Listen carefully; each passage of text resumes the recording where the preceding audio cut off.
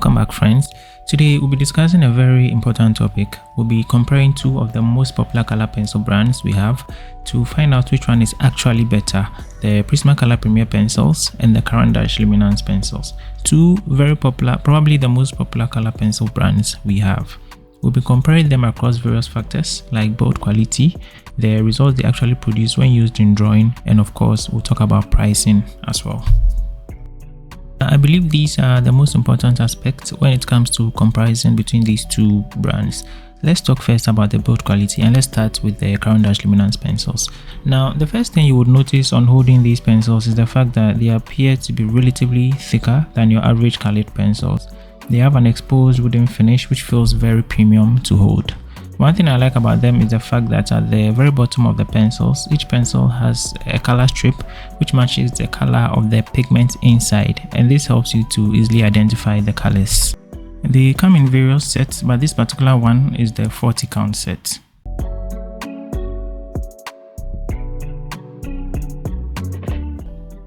Now let's move on to the Prismacolor Premier pencils.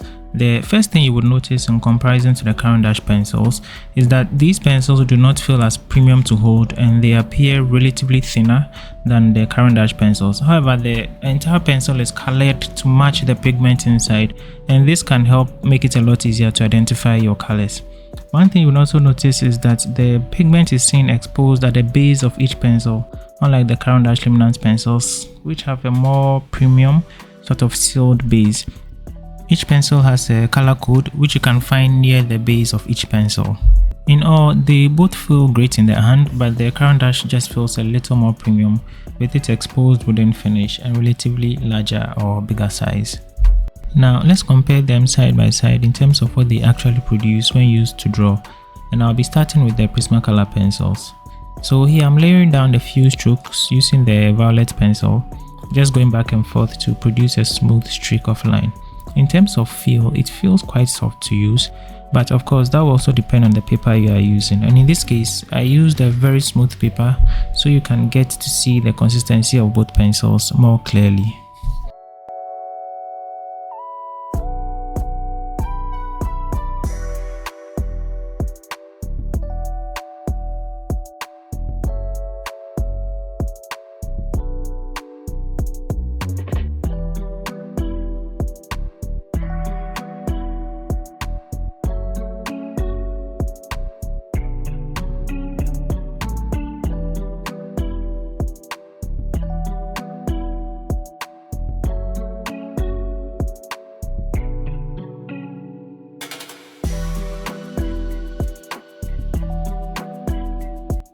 Now we'll be doing the same thing with the Caran Luminance pencil, just going back and forth and trying to create another streak of line, just like we did with the Prismacolor pencil.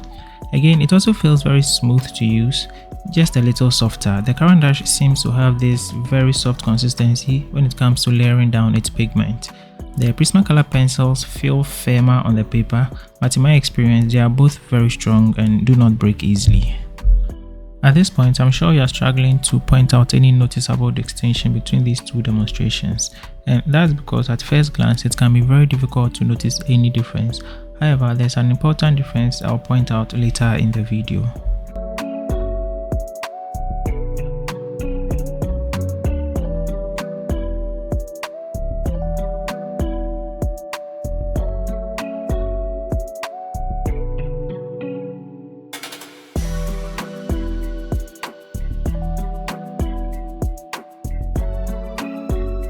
Now this is both demonstrations side by side, and like I said, they are very much closely matched.